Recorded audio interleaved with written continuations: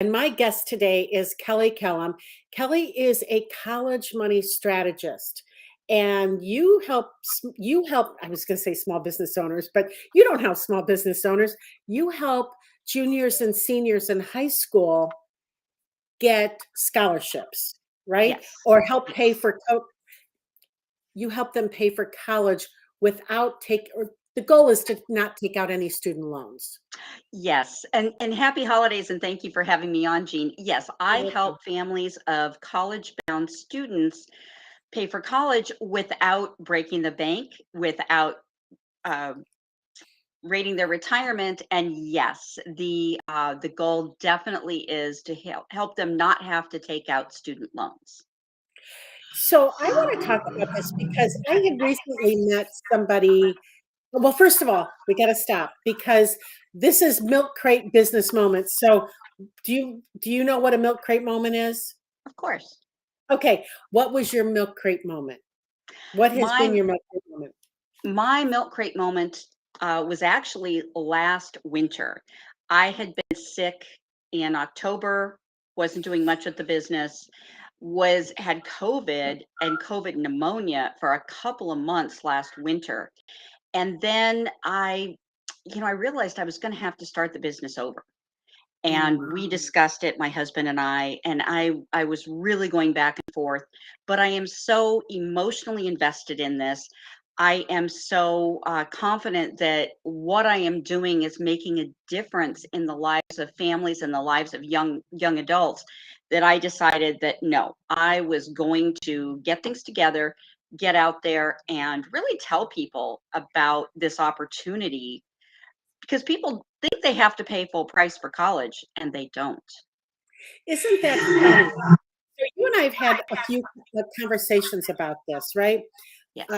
One being that I kind of I told you a little bit about my daughter, and I want to, meaning that I offered her, I'm like, hey, you need to find some scholarships, right? Yes. She didn't want to find any scholarships. So guess who had to pay for college, right? Yes. Listen, if you couldn't go to do any of the work to help pay for your college, I'm not footing the whole bill, right? So we made her pay. We gave her some cash and she had to pay the rest of it. She had to take out in student loans. I don't find anything wrong with that, right? So in your bio, it says that you got interested in this when what happened? Well, first of all, I am a financial coach, and in coaching people through their finances, their budget, their long-term plan, I realized that a lot of people, and I mean a lot of people out there, are saddled with student loans. And In I've their been 40s, talking. 50s, and 60s. Yes, in their Yeah. 40s, 50s, and 60s, exactly. And they've been paying on them for decades and still were making payments. And of course, the interest was just growing and growing. And by the way, I have a student loan, so I'm right there with them from my postgraduate work. And I realized that this was preventing people from buying houses, from taking nice vacations, keeping them from going into entrepreneurship because they feel they have to have that set paycheck. So I realized, first of all, that I wanted to do something to help people either get rid of this debt, or which is the obvious thing, or figure out a way to keep people from going into student loan debt in the first place. And so I found actually Dave Ramsey's program, which he no longer has, called Debt Free Degree. And Mm. I really was interested in that. And then my stepdaughter was starting high school 4 years ago. And I was already interested in this, already working with people on it. And that's when I decided to focus solely on working with families of college bound students. Uh, I think that it's such a great I'm gonna turn this down. I feel like I'm a demagogue and speaking here. I can hear feedback. I think that is such a great niche for people, Kelly. It's been I don't know, a couple months, and I met a woman in Arizona who does this, right? And what Yes. she said to me, I thought was really kind of interesting that her people, the people that she has designated, they don't want to look for student loans because they feel like that makes them look poor or makes them feel like they don't want people to think they can't afford college. I Right. never looked at it that way. What do you think? I don't think that looks that way at all, especially since student loans or trying to find some form of financial aid to bring down the cost of college is so common today. Mhm. I have been part of Facebook groups for families who have a high income and they're looking for merit aid, scholarships, sometimes even financial aid from the FAFSA. And it really isn't something that is a stigma. It really is something that's necessary because the cost of college is so astronomically high. And when you think about it, even if you're going to a college that costs $25,000 a year, and that's after you do room and board, that's $100,000. Most of Right. us don't have $100,000 or couldn't earn it over 4 years and put it toward nothing but college. Right. And people think of financial aid as only aid from the government. There's very little that you actually get from the government. Um, I think the FAFSA is now capped out at $6,000 that you can get from that. And then the FAFSA is the free application for financial student aid. That's the form you fill out if your student is going to college. And then when you look at the amount of student loans that the student is able to take out, one of the good things they've done is limit the students' loans to $5,500 the first year, $6,500 the second year, and $7,500 in junior and senior year. So they don't come out of school with more than $28,000 worth of student loan debt, which is much Mm, better than it used to be.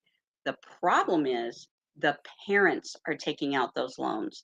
They're yeah. taking out Parent Plus loans and paying for them into their retirement. So that's I really I am always shocked at how many people tell me they are paying for their kids, that their kids are working, maybe have a six-figure income, and they're still paying their student loan debt. I'm yes. sorry, that was never going to happen in our household, and at some point, I'm I'm not making anything from that money that my kid's making, right? Mhm. And not that I shouldn't, but I shouldn't be responsible for paying for their education that allowed them to make that kind of money either. And I'm actually so upset I'm about sorry. that. No, I just go ahead.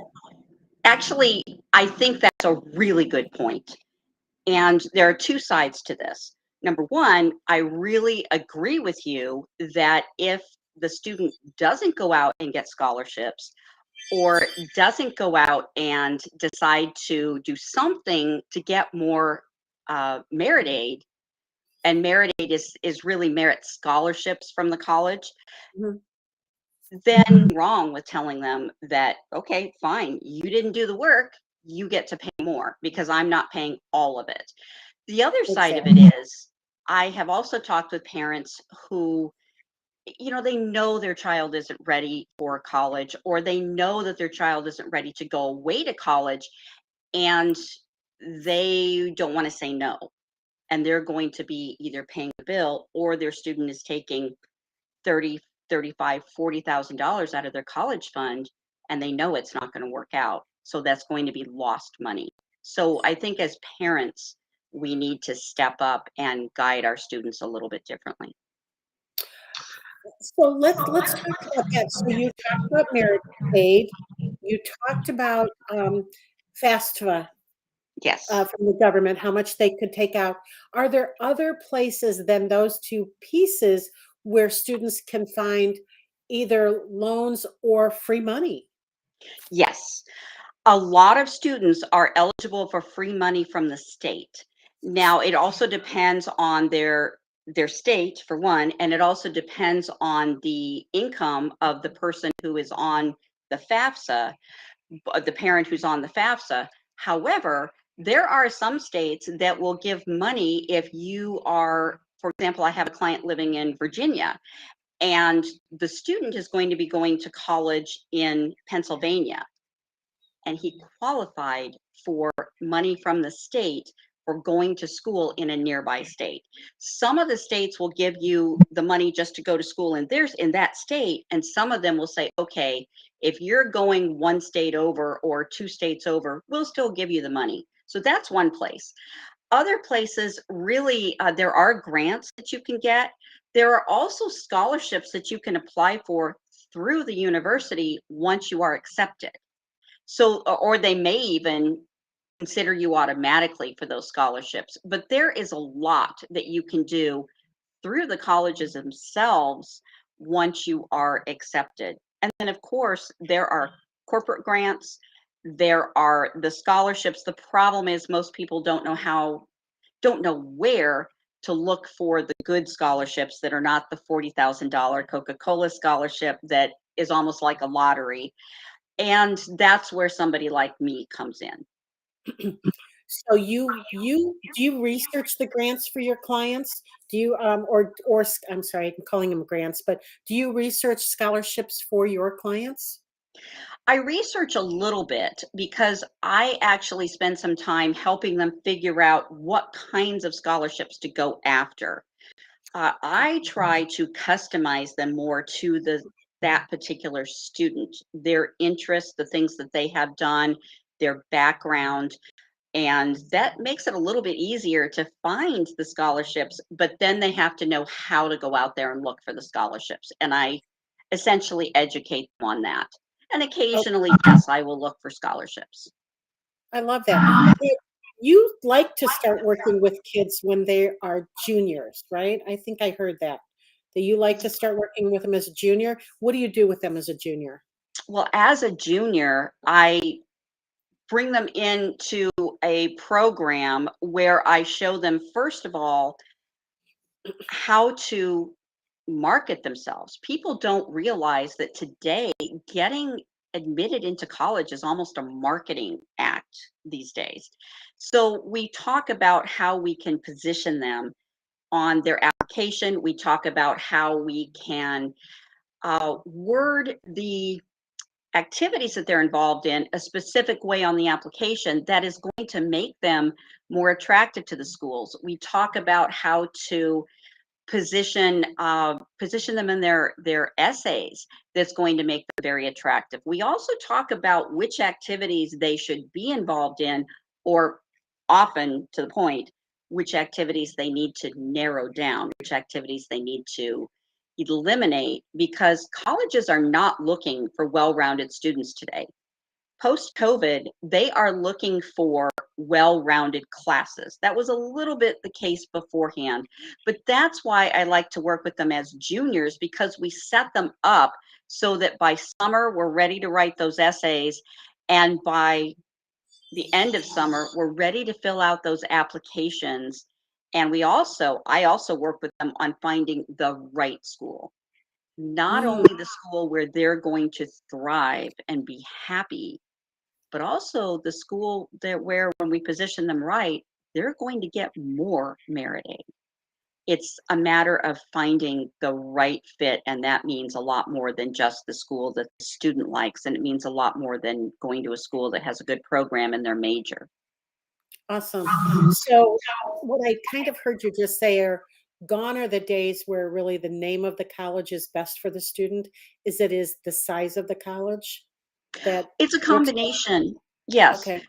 you are correct. Gone are the days that it's the name of the college. I have talked with not college recruiters, job recruiters. I have talked to corporate recruiters. I've talked to HR managers. They all say that unless it's a very specific field or you're at the master's or PhD level, the school does not matter.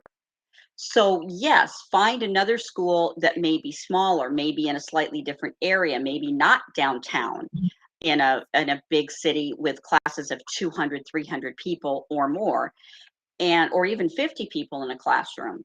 Find a lot of times a slightly smaller school, or maybe a very small school that has an awesome program. There are some great schools that have really, really um, small programs, but where you get a lot of experiential education. And that, frankly, is what the jobs are looking for. Well, I had a question, but we also had a question just come up on the chat, so I'm going to ask you. Um, this I don't know how to pronounce her name, so I'm not going to Maja. rip it apart. But do you know her? Yes, I do. Am I? Oh, okay. Himaja. She said, Himaja. I'm sorry, Himaja. Imoja. So she says, this is great. Any insight about how international students can plan for financing their education in the US? Yes, there are actually a lot of opportunities for international students. There are scholarships specifically for international students. There are also some, and I by that I mean outside scholarships. Mhm. There are also companies, and we all know about the companies that hire uh, students or individuals from overseas and bring them in to work here. There are some companies that will sponsor at least part of the education Oh, in the wow. US. So that makes it very doable for students to come from overseas. There are also, so they may even give a grant, is what I'm trying to say. There are also some funds from the schools that are reserved just for international students. The key is usually the places where you'll find more of that are the private schools, more so than the public schools. What do you do when your student has a specific school in mind that really is maybe outside the family budget and and you just don't want to disappoint your kid?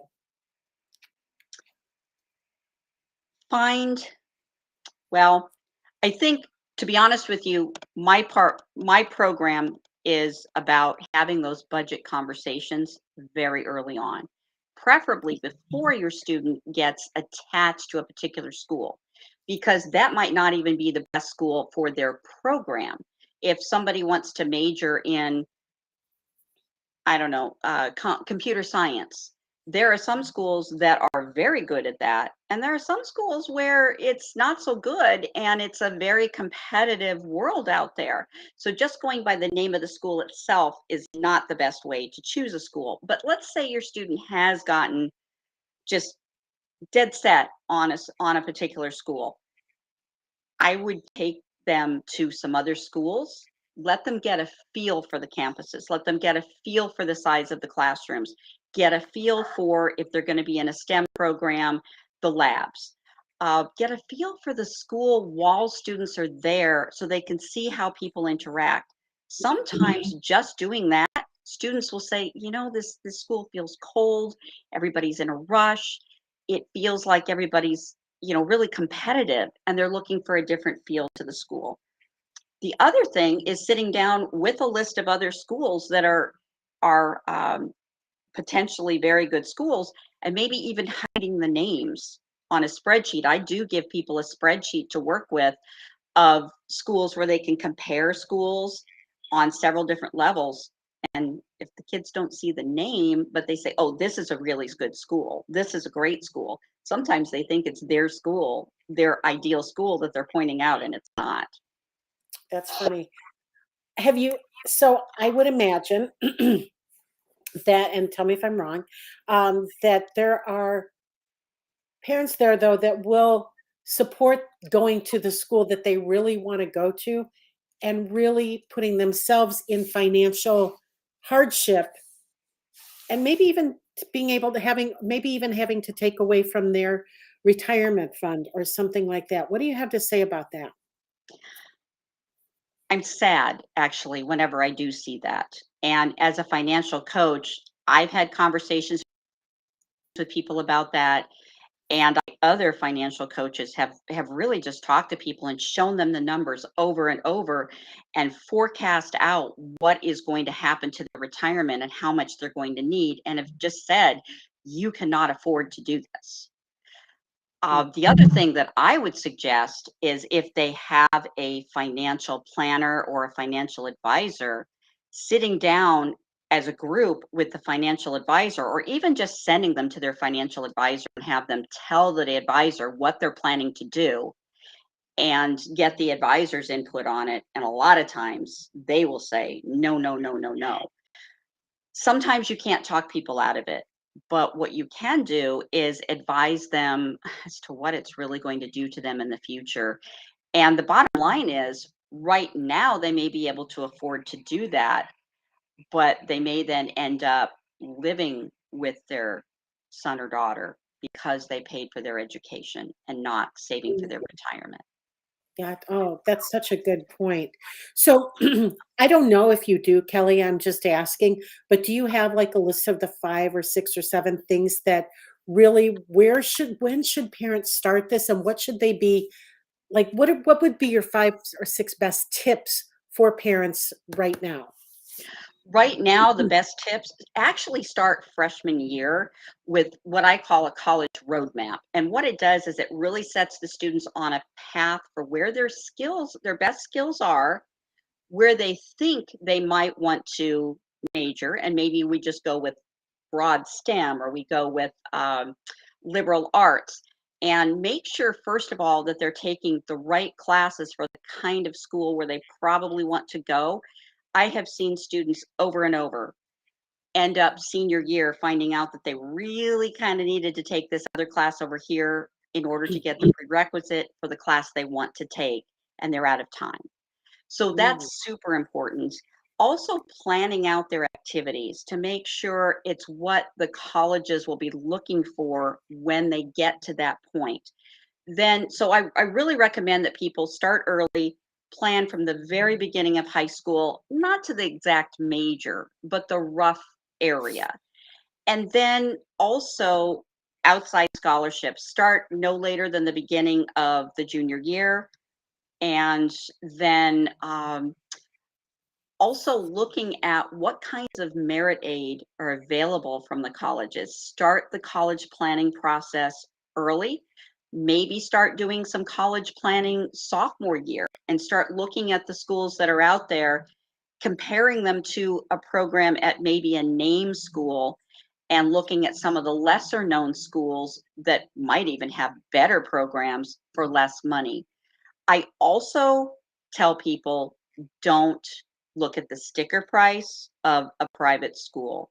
A lot of times the private school is where you're going to get more merit scholarships and more general scholarships, as opposed to the public schools, because the public schools are limited in their funds because they're getting their money from the states or the government.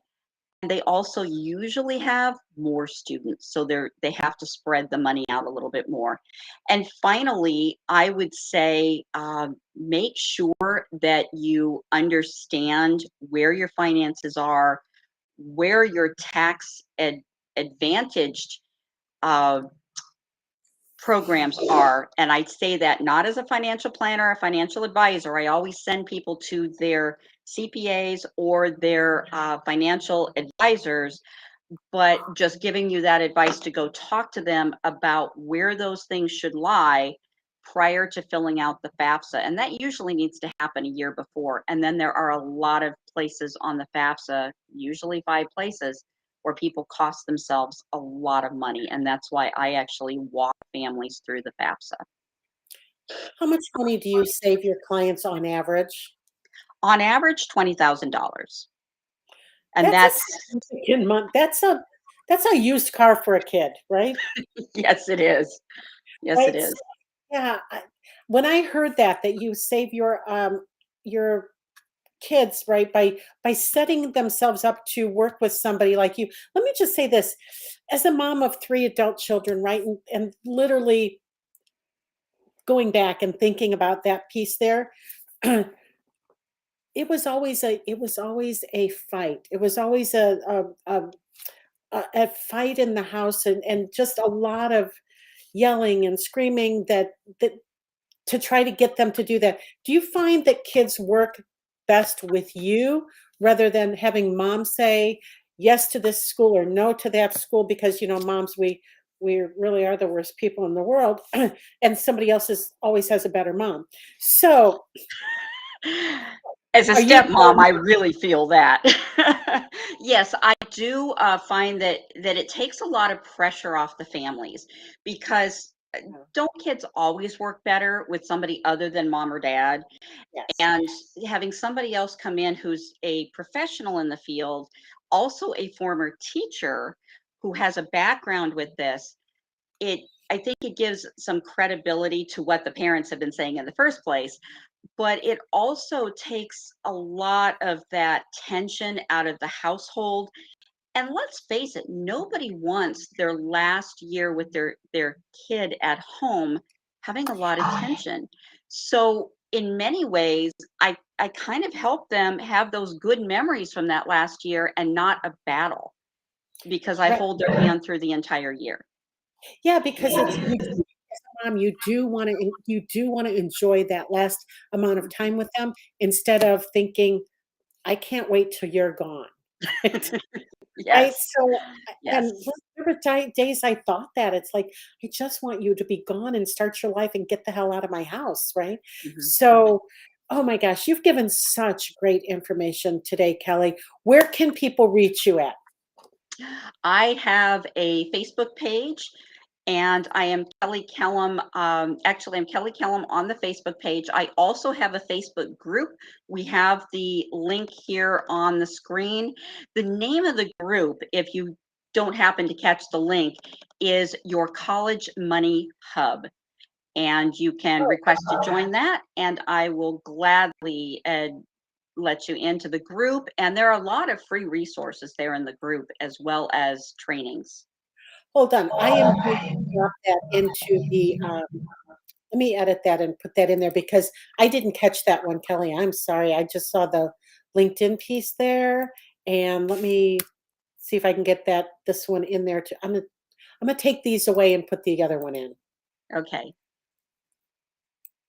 Let's do this. Yeah. Okay. So let me save that. Whoops. Let me edit it because I messed it up. All right. There we go.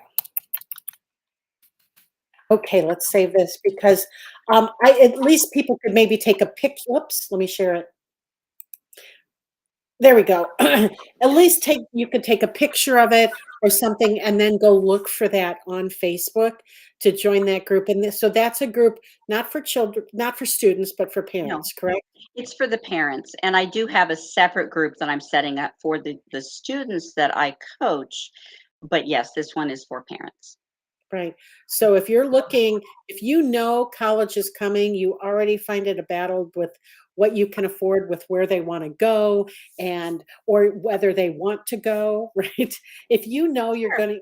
you're that's already a struggle at home, don't make that a bigger struggle. Just turn it over to the professional, right? Who will work with your kid because Kelly's right. Your kids they are on their best behavior when they're with somebody they do not know, right?